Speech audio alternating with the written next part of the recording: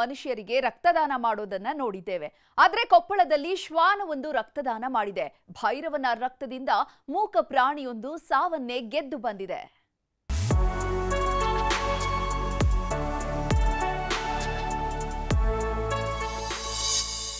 ಶ್ವಾನದ ರಕ್ತದಾನ, ಬದುಕಿದ ಮೂಕ ಜೀವ.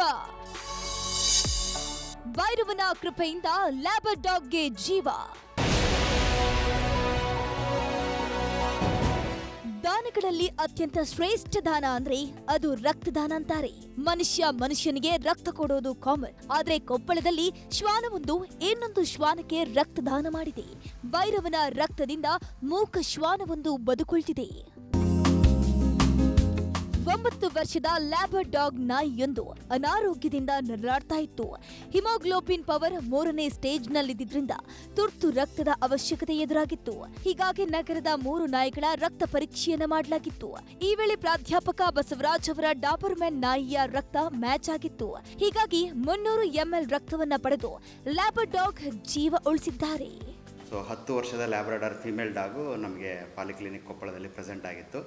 ಅದು ಒಂದು ಟಿಕ್ ಫೀವರ್ ಅಂತ ಹೇಳ್ತೀವಿ ನಾವು. ಅದರಿಂದ ಬಳಲ್ತಾ ಇತ್ತು.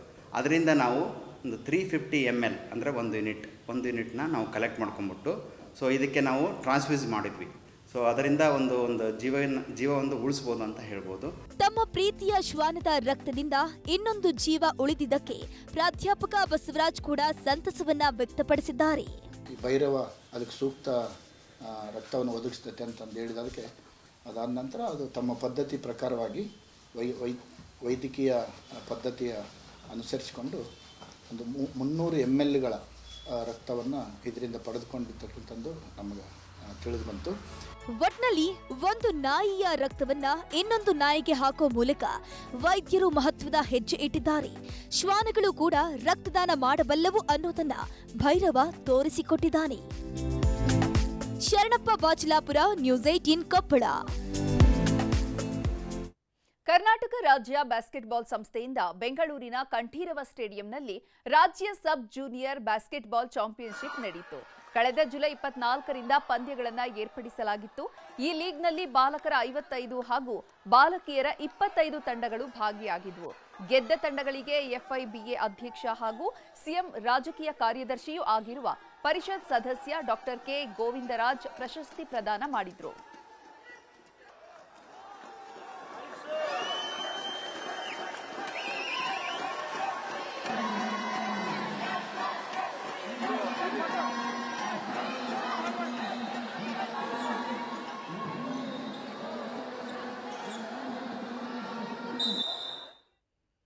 ಇನ್ನುಳಿದ ಪ್ರಮುಖ ಸುದ್ದಿಗಳನ್ನ ಕನ್ನಡ ನಾಡಿ ಎಕ್ಸ್‌ಪ್ರೆಸ್‌ನಲ್ಲಿ ನೋಡೋಣ.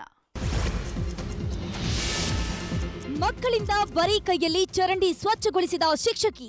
ಮಂಡ್ಯದ ಕೆಆರ್ಪೇಟೆ ತಾಲೂಕಿನ ಬೊಮ್ಮೇಗೌಡ ಕೊಪ್ಪಲಿನಲ್ಲಿ ಘಟನೆ. ಶಿಕ್ಷಕಿ ನಾಗರತ್ನ ವಿರುದ್ಧ ಕ್ರಮಕ್ಕೆ ಪೋಷಕರ ಒತ್ತಾಯ. ನಿವೃತ್ತಿ ಹೊಂದಿದ ಪ್ರೌಢಶಾಲೆಯ ಮುಖ್ಯ ಶಿಕ್ಷಕನಿಗೆ ಅದ್ಧೂರಿ ಬೀಳ್ಕೊಡುಗೆ. ಬಾಗಲಕೋಟೆಯ ಕರಡಿ ಗ್ರಾಮದ ವಿದ್ಯಾರ್ಥಿಗಳಿಂದ ಗುರುಗಳಿಗೆ ಪುಷ್ಪ ಗೌರವ. ಊರಲ್ಲಿ ಮೆರವಣಿಗೆ ಮಾಡಿ ಶಿಕ್ಷಕ ಮಲ್ಲಿಕಾರ್ಜುನ ದಂಪತಿಗೆ ಸನ್ಮಾನ. ಖಾಸಗಿ ಮದುವೆಗೆ ದಕ್ಷಿಣ ಕನ್ನಡ ಪೊಲೀಸರಿಂದ ಸೆಕ್ಯೂರಿಟಿ. ಮಾಣಿ ಮೈಸೂರು ಹೆದ್ದಾರಿ ಬ್ಲಾಕ್ ಮಾಡಿ ಮದುವೆ ಕಾರ್ಯಕ್ರಮ. ನೇರಳಕಟ್ಟೆ ಬಳಿ ಸಂಚಾರ ದಟ್ಟಣೆ ನಿಭಾಯಿಸಲು ಪೊಲೀಸ್ ನಿಯೋಜನೆ. ಬೆಳಗಾವಿಯ ಚಿಕ್ಕೋಡಿ ಪಟ್ಟಣಕ್ಕೆ ಸಾರಿಗೆ ಬಸ್ಗಳ ಕೊರತೆ. ಬಸ್ಗಳ ಡೋರ್ಗೆ ಜೋತು ಬಿದ್ದು ವಿದ್ಯಾರ್ಥಿಗಳ ಪ್ರಯಾಣ. ಸ್ವಲ್ಪ ಯಾಮರಿದ್ರೆ ಯಮನ ಪಾದ ಸೇರೋದು ಗ್ಯಾರಂಟಿ. ತಮಿಳುನಾಡಿನಲ್ಲಿ ಕಿಡ್ನಾಪ್ ಆಗಿದ್ದ 3 ದಿನದ ಮಗುವಿನ ರಕ್ಷಣೆ. ಚಿಕ್ಕಬಳ್ಳಾಪುರದ ತಾಯಿ ಹಾಗೂ ಮಕ್ಕಳ ಆಸ್ಪತ್ರೆಯಲ್ಲಿ ಕಂದಮ್ಮನಿಗೆ ಚಿಕಿತ್ಸೆ. ಮಕ್ಕಳಾಗಿಲ್ಲ ಅಂತ ಮಗು ಕಳ್ಳತನ ಮಾಡಿದ್ದ ಮಹಿಳೆ ಹಾಗೂ ಡ್ರೈವರ್ನ ಬಂಧನ. ದೊಡ್ಡಬಳ್ಳಾಪುರ ಪೊಲೀಸರ ಭರ್ಜರಿ ಕಾರ್ಯಾಚರಣೆ.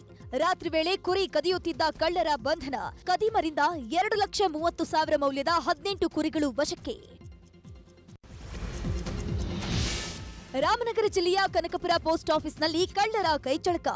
ಎಲ್ಲರ ಎದುರಿನಲ್ಲಿಯೇ 5 ಲಕ್ಷ ಹಣ ಕದ್ದು ಪರಾರಿ. ಸಿಸಿಟಿವಿಯಲ್ಲಿ ಸೆರೆ. ಕನಕಪುರ ಟೌನ್ ಪೊಲೀಸ್ ಠಾಣೆಯಲ್ಲಿ ಪ್ರಕರಣ ದಾಖಲು. ಕೆಲಸ ಅರಸಿ ಉಜ್ಬೇಕಿಸ್ತಾನ್ಗೆ ಹೋಗಿದ್ದ ಕನ್ನಡಿಗರಿಗೆ ಸಂಕಷ್ಟ. ಕೆಲಸ ಊಟ ನೀರಿಲ್ಲದೆ ಬೀದರ್ ಕಲಬುರಗಿಯ 14 ಯುವಕರ ಪರದಾಟ. ಸ್ವದೇಶಕ್ಕೆ ವಾಪಸ್ ಕರೆಸಿಕೊಳ್ಳುವಂತೆ ಪ್ರಧಾನಿ ಮೋದಿ ಸಿಎಂ ಸಿದ್ದರಾಮಯ್ಯನವರಿಗೆ ಮನವಿ. ಕನ್ನಡಿಗರ ನೆಚ್ಚಿನ ನ್ಯೂಸ್ 18 ಕನ್ನಡ ಈಗ ವಾಟ್ಸ್ಆಪ್ನಲ್ಲೂ ಲಭ್ಯ. ಕರ್ನಾಟಕ ದೇಶ ವಿದೇಶಗಳ 360 ಡಿಗ್ರಿ ಸುದ್ದಿಯ ವಿವರಗಳನ್ನ ನಿಮ್ಮ ಕೈ ಬೆರಳುಗಳಲ್ಲೇ ಪಡಿಲಿಕ್ಕೆ ಈ QR ಕೋಡ್ ಅನ್ನ ಸ್ಕ್ಯಾನ್ ಮಾಡಿ, ನಮ್ಮ ಚಾನಲ್ ಫಾಲೋ ಮಾಡಿ, ನೋಟಿಫಿಕೇಶನ್ ಆನ್ ಮಾಡಿ.